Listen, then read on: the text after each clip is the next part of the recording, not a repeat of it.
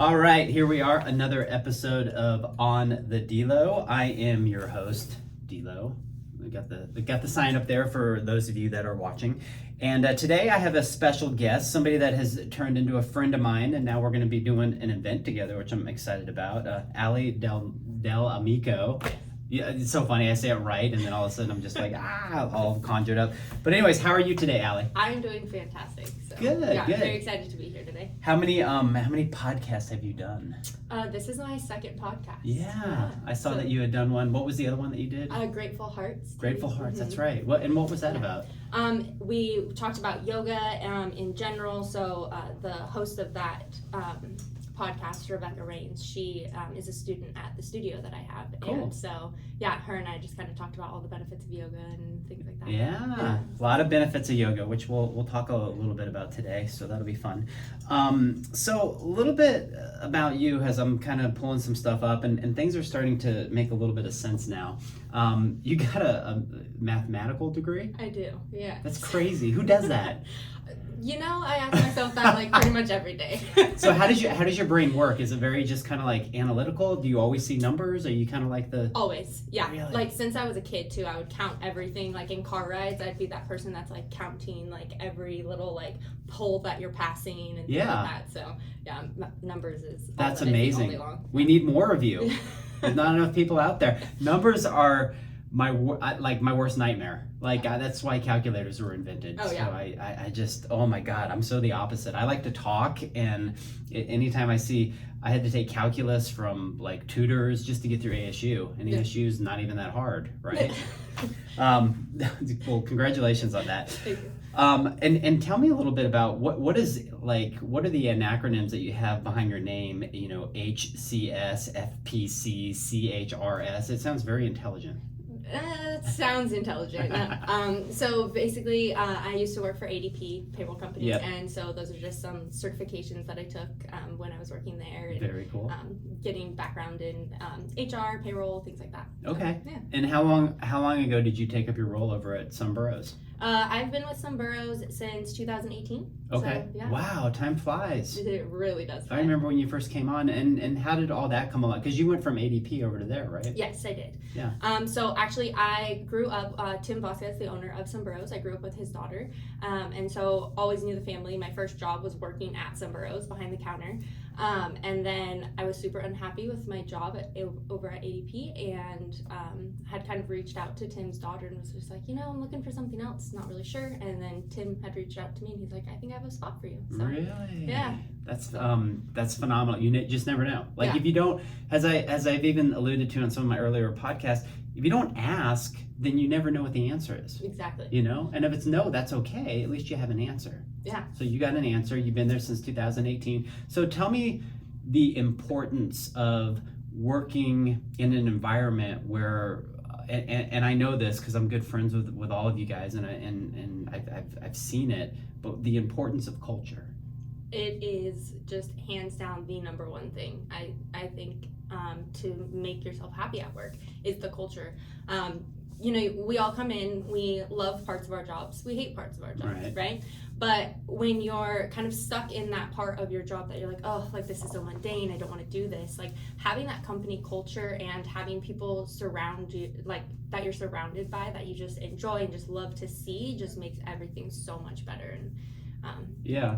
And it makes the time when you are doing shit that you don't want to do, you just kind of, you get through it, but you still kind of enjoy it because you're doing it for a better purpose. Exactly. Yeah. So you're not obviously, I mean, if you're listening to this, you don't know, but she's younger. Yeah. Okay. And you have this professionalism, this mindset, this work ethic, I know, Tim and Kevin, everybody, they're so proud of you, and you do such an amazing job, and I love working with you just on a work basis and together. So that being said, is there advice to people that are coming out through college and doing things that you've kind of gone through or that you've noticed that kind of allow them to have great opportunities, in the business world?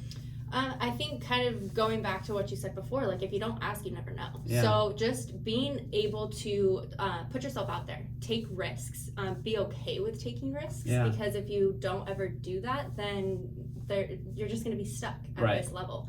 And the worst that anyone can say or can do is say no, and then you say, okay, well, I wasn't meant to go that way, so my path is going to be elsewhere, and then you figure out the path that you need to go on. And a huge value for you is to kind of figure that out early on. Yeah. Because you're already kind of setting yourself up for like a long-term career in success and a lot of other things. And we'll get into your other business, which is awesome as well. I mean, somebody, you know, that basically, I know you take ownership in some boroughs because of the way that you work. So if you figure you're already at a point at such a young age and in a career mindset of having 2 operational businesses and you just did a retreat too, which we'll talk about. So, I mean, that's amazing. I can only hope that my 2 kids, 18 and 21, will have that same mindset, you know? But let's curve it over to the opposite, because I think this is very important. When you're working with older people, and I'll throw myself in that category, being almost 49, it's just even crazy to say that. But when you're working with like older people, what is it that you see in them or don't see in them that you wish you did? You know, kind of what are the mindsets within them, and how do you feel operationally you need to, you know, maybe maneuver those waters a little bit more? What are we missing? Oh my gosh. So, I mean, I look to older people to kind of help me grow and how to present myself in the situation. So I don't think that you guys are missing things, really. I think maybe with the younger generation, I think that things have shifted maybe mindset wise as far as like a good work-life balance. Yeah. I feel like with the older generation, sometimes it's like work. I have to like work myself to the bone, to the like ground. And I feel like as of recently, a lot of people are kind of taking a step back and saying like, well, I don't want work to just be my sole thing that I do in life. Right. Like they want to experience life, like that work-life balance. So I would say maybe that's probably one of the biggest things that I love that. Yeah. Yeah, because you're right. Like the generation before me, like my dad, he would just work Saturdays, Sundays if he could, you know, that's all he knew and what he did. And he felt like if he didn't, he was going to lose out, but he never had asked for the help. And it seems like, you know, the me and the Tims of the world and a lot of others are starting to entrust the youth to come learn, do what they need to do, make mistakes if they need to make mistakes. That's how they're going to learn. But giving more of those responsibilities to them, and you know, start enjoying our life before we are too old and we're flopped over on our desk. Exactly. And we're going, what do we do? Time's gone. Yeah. Right? Finding that balance, being able to delegate where you need to and where you can, and taking a good step back and being able to, you know, still put your heart and soul and pride into your business and your company and things like that, but let other people kind of take over for you, you know? Yeah. And really do like the hard work. Right. And just because they don't have the experience right now doesn't mean that they won't get it later, and doesn't mean that they can't learn. And it's and they have the energy and the pizzazz to do it. Yeah, that's very cool. So when did you get certified to become a yoga teacher? Midst of COVID. Okay. So I was coaching volleyball at the time, and our season obviously got canceled. We couldn't like meet, have tournaments, all that kind of stuff. So I had a lot of time on my hands, was working from home. And the opportunity just kind of threw itself like in my lap. I got an email like, hey, this yoga teacher training starting. And I was like, well, I've always kind of been interested in yoga, and I have the time, why not? Like, let's do it. Yeah. So, yeah. Was it like a long process, or how does yoga certification go? Like, what do you do? Yeah, so there's different levels. So I took a 200-hour certification, and that was like a 6-month program that you go through. 200 hours? 200 hours of training. So. Like, wow, that's a lot. Yeah, it's a lot. So that was really cool. So that was my first 6 months, and then I took a little bit of time off, and then I jumped into my 300-hour training. So I'm total certified 500-hour yoga instructor. So the 300-hour was a 9-month program that I went through a little bit afterwards. So. And what's the yoga industry like? Is it like what? Should men be fearful of it, or No. like so? I mean, tell us kind of your demographic and what you see, and the people that are into it.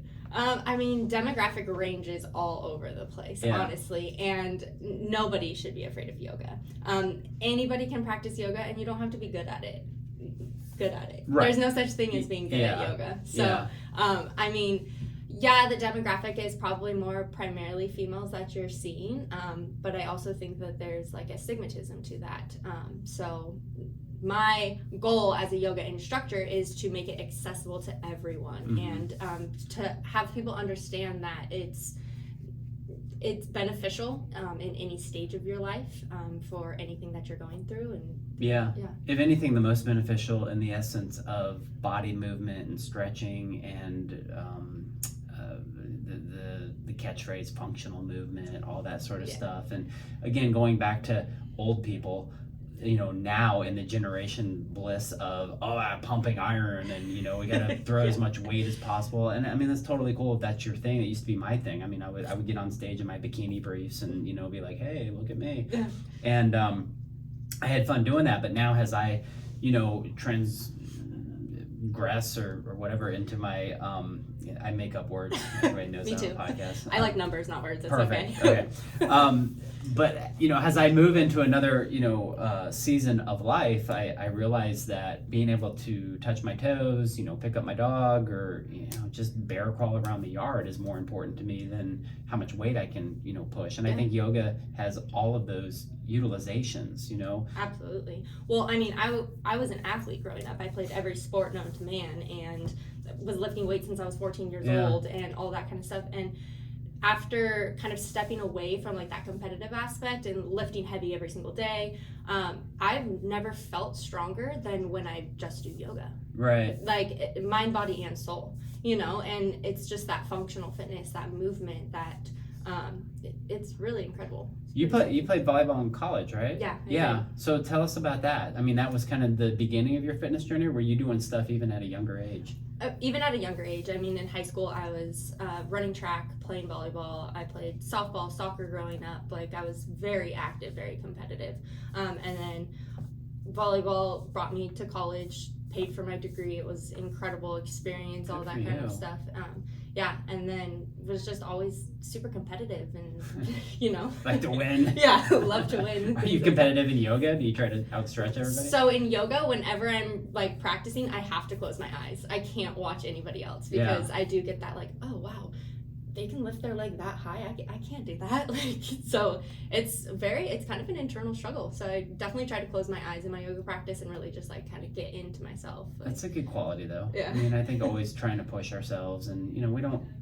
I think winning is a term that gets overutilized, and oh my God, I have to be the best at everything against everybody. But at the end of the day, winning is just showing up and doing it and making those tiny increments all the time. It's like when people are like, I want to get skinnier, or I want to be so and so body fat, or I want to be this and that. I mean, how did you put the weight on? It took you months of eating tacos and beers and stuff like that. It's gonna take you probably not months, but maybe years to get that off, to get what is off, but consistently doing it every day. And my practice of understanding yoga is like you gotta show up, and you do that if you want to do those scorpion moves and all those other really crazy things. No, absolutely. And it's just like one little baby step at a time. It's that process. It's just kind of getting yourself in that rhythm of, okay, I'm gonna do a 5-minute practice today, or all right, and now tomorrow I'm gonna do 20 minutes. Look, I just got better. Like, that's winning. That's winning, right? Yeah, no, that's very cool. How did so obviously during COVID you got your hours and your certification and all that, and then all of a sudden you're like, I'm gonna own a yoga studio? Like how did that all piece together? So I am very into like manifesting, writing down your goals, desires, dreams, all that kind of stuff. And when I finished my yoga training, I wrote down like just on a piece of paper, like own a yoga studio. And it was like 5-10 year goal, like nothing crazy. Yeah. And then 3 months later, the opportunity just kind of landed in my lap. That's and it was amazing. like, here you go. So it's actually with Tim with Sunburrow. So him and his wife were presented the opportunity to take over a yoga studio, and they knew that that was one of my dreams, and so they came to me. They're like, "You want to be our business partner?" So how beautiful like, is absolutely. that? That's amazing. Yeah. God, I love that. So incredible. Yeah.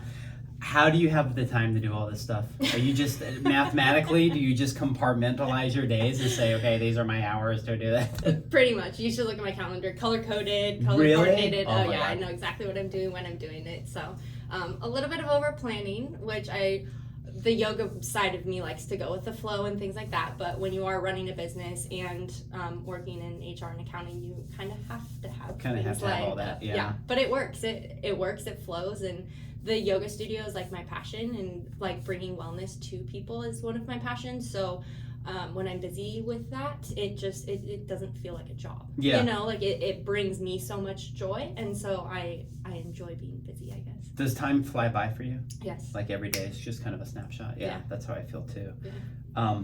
So you just got back from a retreat that you put on. Yeah. Tell us a little bit about that and how that came to fruition. And was that on your list too? Like eventually, take people on a retreat to some tropical area. Yeah, it was. And again, that opportunity kind of fell in my lap as well. My uncle hosts retreats for volleyball, and I kind of piggybacked on his retreat. So I went in and I was teaching yoga to all of his like volleyball people that he had on his retreat as well, and then on the side I ran a yoga retreat as well. So I brought a group of people with me. We went to the Turks and Caicos. It was beautiful. Oh man, I bet. Amazing. And just a week long, and we just submerged ourselves in yoga and meditation practices and just being on the beach and connecting with people, and it was amazing, and I just want to be back there. Yeah. Well, I'm sure you'll do more, and, and you'll get back there and get even more familiar and have this synergy going, which is great.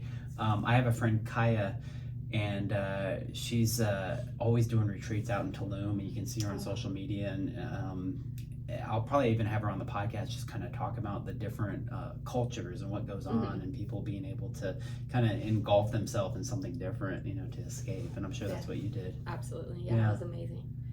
Let's talk a little bit about the hospitality business, and let's talk about how, first of all, you personally are, look, I mean, no bullshit. Obviously, you're younger. You probably process food, goes right through you. You do your thing. It's like, okay, cool. I don't have to worry about it. You're not in menopause phase. You don't have all that bullshit. I wish I could eat processed food. No. Okay, so let's talk. I mean, you work at a basically fast casual taco enchiladas. I mean, the food is amazing. Yeah. How do you not eat it all day and just become a big blob? Oh my And gosh. how do you balance that? It's a struggle. I'm not gonna lie. I love our rice It's and so beans good. and a good green chili burrito. Oh my gosh, yeah. So, but I also love to cook. Okay. So I guess that kind of helps me too. I am really into nutrition and health, wellness, just as a whole. Yeah. So I meal prep pretty much like throughout the week and like do that, but there's balance. Yeah. I'm all about balance, and I will splurge here and there on a meal, like a good, like. If you're gonna do it, you're gonna do it. I'm gonna do it, Yeah. and I'm gonna go all in, Get the and chips in there. Yeah. and I'm not gonna feel bad about it. No, you know? and then that's the thing. People can't feel bad about what it is that enjoy it. Yeah. Like, don't sit there and have regrets while you're doing Totally. it. Then If I it think it's feeds more your soul, poisonous. if it makes you excited, then enjoy the moment. 100%. So- And all said and done, if there's times where you have to have a lunch meeting or do things, and albeit whether it be the place that you work or other places, there are choices that you can make logically to be like, I'm just gonna clean this meal up a little bit and eat this way just so that I can produce the rest of the day. Absolutely. Yeah. There's always those little shifts that you can make, just make it like a little bit healthier. Yeah. So you've got your analytical mind working, you got your physical mind working, you got your nutritional mind working, you got everything going, you got all that stuff, rocking and rolling. You obviously have a lot of great, habits and traits, and you work in the hospitality business. How do you see, from your lens and your perspective, and I'm not necessarily talking about your workplace, but overall, and you've been to a couple of my, you've been to my last healing hospitality, which we'll talk about here. But through your lens, how do you see the hospitality industry as a whole, health-wise and balance-wise and all that sort of stuff? Well, the hospitality industry in general is all about making other people feel good. Yeah. Right? That's what it is. And so I see a lot of just people putting their heart and souls into this and not really taking care of themselves. Right. The hospitality industry, it never sleeps. It's 24/7. It's go, go, go. It's the customer's always right. We're going to make them happy. Like, I want to provide them the best service. And so you see a lot of people just getting overworked and stressed because they're not taking that time to relax, recharge, refill their cup. And if your cup's not full, how can you overflow and fill up other people's cups? Yeah, So it's very well said. And if you're working on an empty cup, you can really turn into an asshole.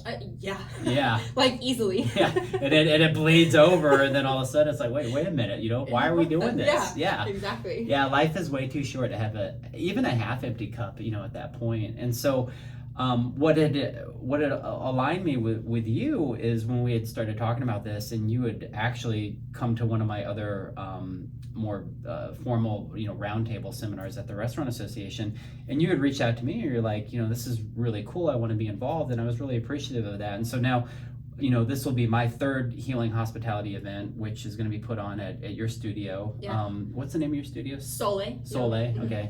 I knew the name of it. I didn't want to butcher it. Everyone does it. Yeah.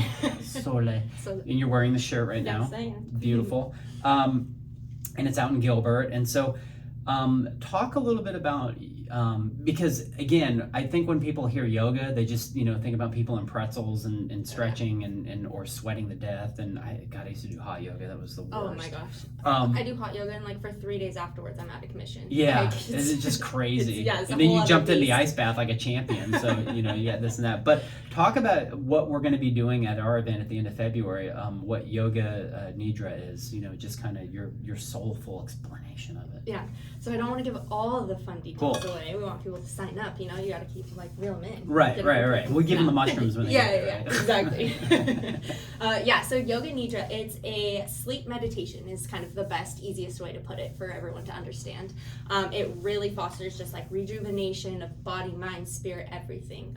So you're kind of hovering between the sleep state and the wake state, and so it really just like taps into the nervous system, calms it down, and kind of helps to rewire your brain in the sense of you'll be put through. So like if I'm walking you through the meditation, I am going to bring body awareness. So you're going to kind of start all the way from like your fingers down to your toes, and your mind's just going to be completely like enveloped in that. Wow. Then we're going to talk about hot and cold, and then we're going to talk about pain, and then like feeling like good and just like release. And so all of these things, you're going in and out of like these different feelings, and then the synapses in your brain are firing differently. And so you're basically like rewiring your brain to be able to deal with stress and tension and things like that, and just have this like positive, almost like outlook on it. Yeah. And so as long as you have the right teacher and somebody that can guide you through that, you could legitimately do this anywhere. Yeah,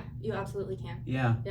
It's an incredible, powerful tool, and there's lots of things out there on YouTube, things like that, and you just look up Yoga Nidra and you can listen to some things. I'm excited for this event, even just for myself personally, because I've never been through it, but people here locally that are listening, sign up, just come. I mean, for God's sakes, it's free. I mean, I'm sponsoring it. And we have a beautiful teacher here that's gonna lead us through some really cool stuff. Wellness in the workplace, like what are some suggestions you can give to obviously restaurant owners, because that's my niche, but anybody, any workplace, like what are little things that business owners can do to help their employees kind of have a calming during part of their day or week or whatever it is, so that they... It's little things, honestly. Yeah. It's taking a 5-minute break and just taking a walk. Mm-hmm. And when I say taking a break, I don't mean like taking a break and grabbing your phone and checking all your messages and notifications, and that's bogging down your mind. That's not resting, that's not relaxing. So it's really just like stepping away completely, and maybe just taking a walk around the building and looking up at the sky and listening to the cars pass by, or maybe a little bird chirping, and just taking a deep breath. Taking notice. Taking notice, being mindful, and just like feeling the ground underneath you, as you walk, and like what do my footsteps feel like, and what is the pressure, and just really just kind of like completely removing yourself from like, oh my gosh, like this customer was crazy and like yelling at me or things like that, or I'm so busy behind the counter and I can't keep up with these orders. Like, just take a step back, breathe, take a deep breath. Yeah. Would you say that a lot of people just take stuff a little too personally because they're kind of internalizing it as something that they did, when in reality, if you just even go to the example of email, sometimes something typed out can be completely different if you pick up the phone and talk to somebody. So are you a phone picker-upper at all, or? Here and there, not much. I feel like I'm a little busy for that, so. Yeah, exactly. But you can read an email and kind of understand to not necessarily take it personally all the time. It's just kind of like, here's the word across sort of thing. I think one of the biggest things in life is to not take anything personally. You can't control the way that people react or like take what you're saying. So you can't take anything personally. And you whatsoever. deal with a lot of employees. I mean, how many employees do you guys have? We have about 500 employees right now. And you also have to know, like, everyone's going through something different. And so you never know. Maybe they had the worst day of their life and they're just accidentally taking it out on you because you're the first person that they are coming into contact with. And it goes back to their cup not being full. You know, like when your cup is empty, like you're going to be an asshole, for lack of a better word. Yeah, you know no, it's a great word. Yeah. So it just happens sometimes. And so I can't say, oh, he was so mean to me. Oh my gosh, like no, he was having a terrible day. I wonder what was going on. Like I sympathize with that. Like, isn't it weird that people have lives? Yeah. Right? What?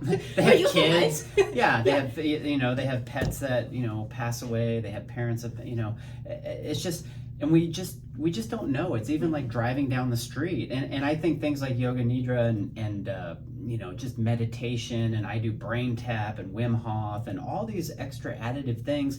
Yes, they can be very, kitschy, and, people are like, but at the end of the day, they're beneficial for you. They're not hurting anybody else. No. And if they're creating a benefit for somebody to have that calm space, if that half an hour or hour of yoga a day is a person's solace to help fill up their cup, then why not? Why not? I always say being selfish is the most selfless thing that you can do. 100%. Because as soon as you take care of yourself, you can take care of other people. Yeah. And you can just come and present yourself from a place of love and compassion and gratitude and empathy, like 100%. For everyone. Yeah. Mm-hmm. So with the yoga studio, this is probably just a very premature question, but I am interested. Would there be, with how you guys have worked it now, are you good in the box that you play in, or do you want to have other sandboxes, elsewhere, other locations, or do you want to grow this thing? I mean, I never say never. Yeah. Because you just never know. And right now I'm really just kind of open to letting things unfold and see what they do. We've grown the studio tremendously since we took over. I mean, there was about 25 members and we're up to about like 60 members right now. So just within a year and a half. And so just seeing that natural flow and growth of the studio has been incredible. So I never say, oh no, we're just going to stop when we get here, or we're not going to go reach for that. So it's all just kind of fluid, and whatever happens, like we're I love it. With it. You just have the best attitude. It's so cool. All right, this is awesome. I'm excited to do our event together. I'm excited to introduce people to you personally that come out. I'm excited for people to listen to this and check out what it is that you're doing on another level. I'm sure do you do online courses, or have you put anything together like that, or you can work on personally? I haven't, but look, I'd be interested. Getting see? Ideas flowing. Exactly. Let's see. Just don't put any math in it. I won't read it. Maybe just page numbers. That's it. Those will be the only numbers. Thank you. How about that? Yes, even difficult time with that. So I'm gonna do some rapid fire questions. Don't be nervous. Okay, all good. An hour of volleyball or an hour of yoga? Ooh, now yoga. Okay. Mm-hmm. Okay. Tacos or cheese crisp? Ooh, tacos.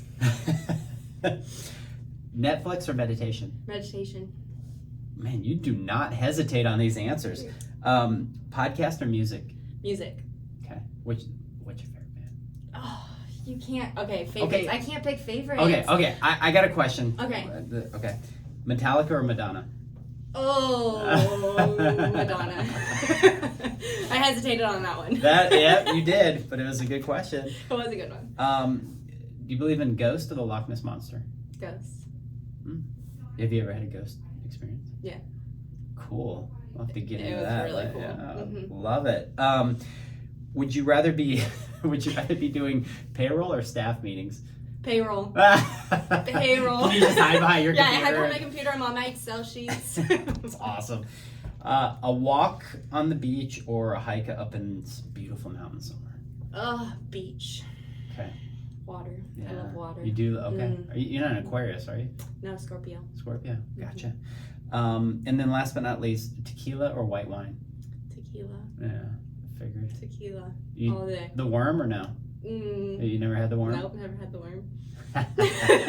Me neither. That's awesome. All right, what are your social media handles? How do you want people to get hold of you or the studio if they're interested, or just follow you and just see your journey on Instagram, Facebook, whatever you're doing? Yeah, sole.yoga is our Instagram. I think sole.yogaaz is Facebook, and then my personal handle is little_alley4. Nice, very nice. Yeah, you can see me on Instagram, on the studio, posting a lot. So very cool. Well, it's been awesome to have you. That flew by fast. Holy cow! It did. Yeah, that was fun. Blinked it was over. And congratulations on your second podcast ever. Thank you. That's very cool. You did amazing. Just hang out, had a conversation. I know, right? Easy. Yeah. But yeah, thank you everybody for listening. Really appreciate it. Please, if you get a chance, subscribe, share this episode. That's all I ask. And I hope you enjoy. Looking forward to hearing from y'all. And Allie, thanks for coming by. Thank you so much for having me. It was cool. such a blast. All right, everybody. Peace out. Bye.